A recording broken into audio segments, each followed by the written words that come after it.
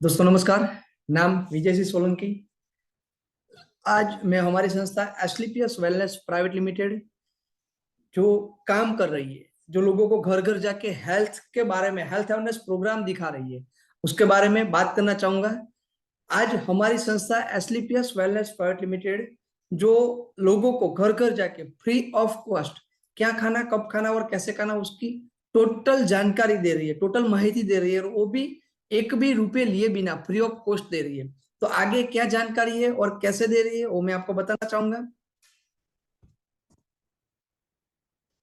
आज मैं बात करना चाहूंगा हमारे संस्था के MD and CEO mister Sanjeev Kumar ji, जो आर्मी रिटायर्ड पर्सन है, और आर्मी के मतलब सेवा के बाद उन्होंने बोला कि भाई कुछ अच्छा करना है, तो उसके लिए आज हेल्थ एंड वेल्थ कॉन्सेप्ट लेके सर आए हैं। उसके बाद संस्था की हेड ऑफिस है दिल्ली द्वारका सेक्टर 17 के 18 के अंदर। उसके बाद कुछ लीगल डॉक्यूमेंट है, उसमें सर्टिफिकेट है, एक्नोलॉज एमसीएस सर्टिफिकेट है, एफएसएसआई लाइसेंस है, मैन्युफैक्चरिंग लाइसेंस है, इंपोर्ट एक्सपोर्ट लाइसेंस है। उसके बाद दूसरे कुछ सर्टिफिकेट्स है जिसमें आईएसओ 9001-2015 का सर्टिफिकेट है, HACCP उसका सर्टिफिकेट है, WHO GMP सर्टिफाइड सर्टिफिकेट है, कोसर का सर्टिफिकेट है।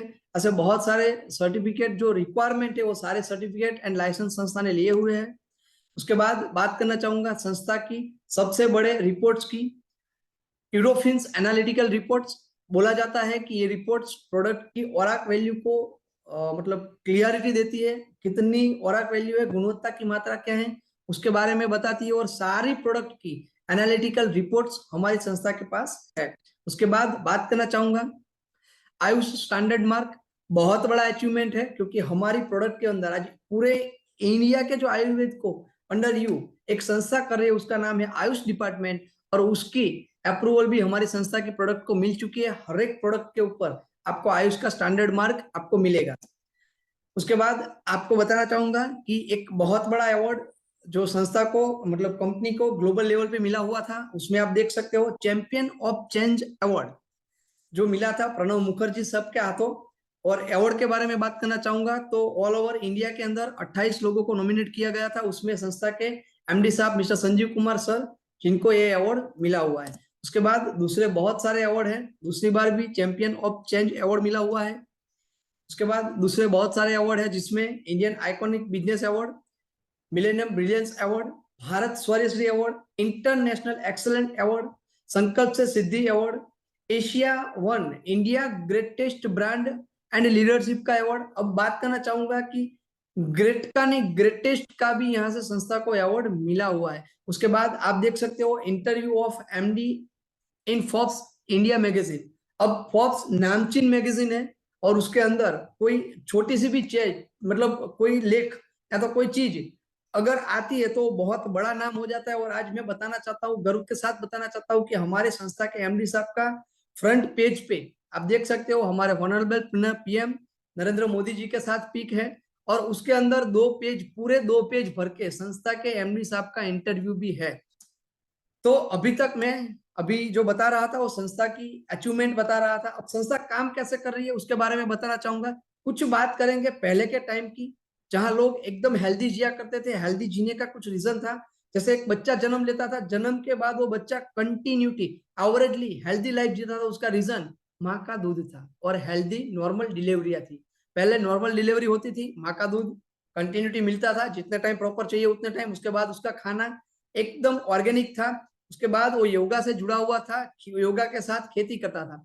सारी एक्टिविटी करने के कारण वो बंदा अपनी लाइफ 70 80 90 साल हेल्दी जी लेता था। लास्ट में कुछ प्रॉब्लम आती थी तो आयुर्वेदिक काढ़ा बना के या तो उपचार करके अपनी जिंदगी को काट लेता था। अभी टुडे की बात करें, ये मैंने बात करी पहले की, मैं आज की बात करूं, आज भी लोग जिंदा है, आज भी लोग जीते हैं, लेकिन कैसे वो मैं आपको बताना चाहूंगा।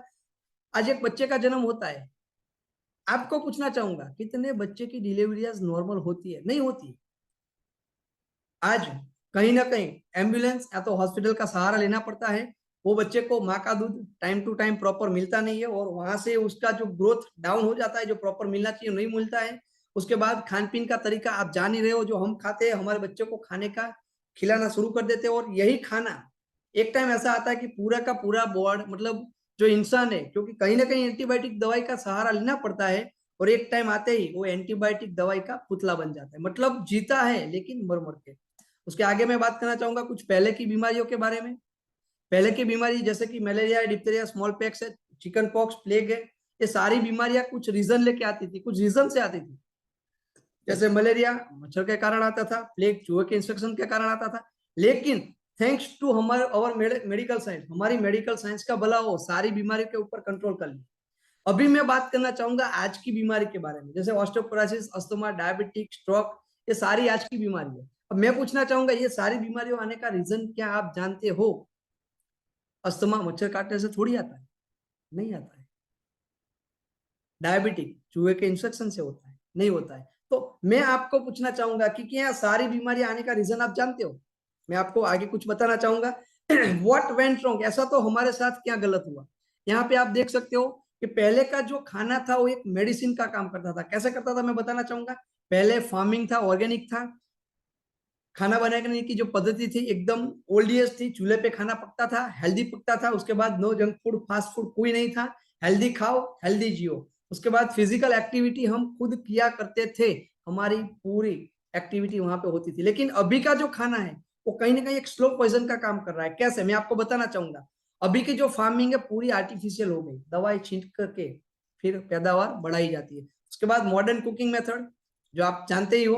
उसके बाद जंक फूड, फास्ट फूड हर एक घर का आज फैशन हो गया है। उसके बाद फिजिकल एक्टिविटी रही नहीं है, सारे लोग लेजीनेस के ऊपर जिंदा है और जी रहे हैं। उसके बाद मैं आगे बताना चाहूंगा कि दूसरे भी कुछ रीजन है। जैसे आप देख सकते हो चार्ट के अंदर, पहले के खान पीन के तरीके से हमको कुछ मिलता था, जैसे कि विटामिन से, फाइबर से, मिनरल से हमारी बॉडी की रिक्वायरमेंट पूरी होती थी। लेकिन अभी दूसरे चार्ट में आप देख सकते हो, पहले जो खाना था वो गवर्नमेंट फूड था, अभी का जो खाना है वो मैन मेड फूड है, और मैन मेड फूड में से कुछ मिलता नहीं है, खाली एक ही चीज मिलती है जिसमें से स्लो पॉइजन।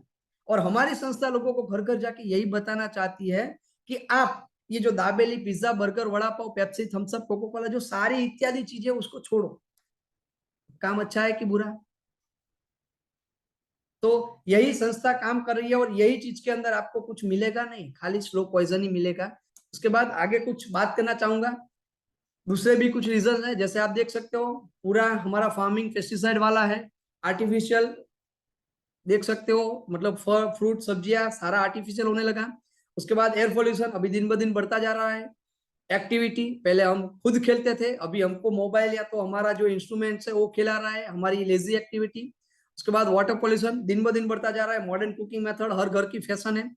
रेडिएशन, रेडिएशन के बारे में बहुत सारी डिटेल है, लेकिन एक चीज जरूर बताना चाहूंगा कि रेडिएशन इतना बड़ा, मतलब ज्यादा बढ़ चुका है कि लोगों को ब्रेन ट्यूमर और ब्रेन की बीमारी होने का रीजन भी रेडिएशन है। उसके बाद सबसे बड़ी हमारी लाइफ की सबसे बड़ी चीज जो आज हमको शुद्ध नहीं मिलती है, जो हमारी मसालादानी, पूरे के पूरे मसालेदानी है, वो हमारी अभी कहीं ना कहीं केमिकल वाली हो गई। ये सारी चीजें को हम इकट्ठा करते हैं और हमको एक रिजल्ट मिलता है। सारी प्रॉब्लम्स जो हम साथ लेके चलते हैं उससे हम रिजल्ट मिलता है, और रिजल्ट का नाम है वीक इम्यून सिस्टम। और यही वीक इम्यून सिस्टम हमारी बॉडी में इतनी सारी बीमारियां ठूस के भर देती है, हमको खुद को भी पता नहीं होता है। जैसे बताना चाहूंगा कार्डियोवास्कुलर डिसीज, हार्ट अटैक, पहले बहुत चांसेस थे, कोई मतलब प्रॉब्लम ही नहीं थी, हेल्दी जिया करते थे, लेकिन अभी कोई चांसेस ही नहीं है। उसके बाद डायबिटिक हर घर की बीमारी है। उसके बाद आर्थराइटिस प्रॉब्लम, पहले कुछ टाइम कुछ एज के बाद होती थी, कुछ उम्र के बाद होती थी, लेकिन अभी पता नहीं, बच्चा पैदा होता है तब से लेके बीमारी आ जाता है। उसके बाद ओबेसिटी, मोटापा, कोई बीमारी नहीं है लेकिन बहुत सारी बीमारियों का घर है। जो प्रॉब्लम जिसको है उसको भी पता नहीं कि मेरी बॉडी में कितनी प्रॉब्लम होती है। उसके बाद हाइपरटेंशन, ज्यादातर स्कूल के बच्चे, पढ़ाई करते हुए बच्चों के ऊपर हाइपरटेंशन का प्रॉब्लम है, उसका रीजन भी हम खुद है, हमारी लाइफस्टाइल है। उसके बाद यहाँ लिखा गया है कैंसर।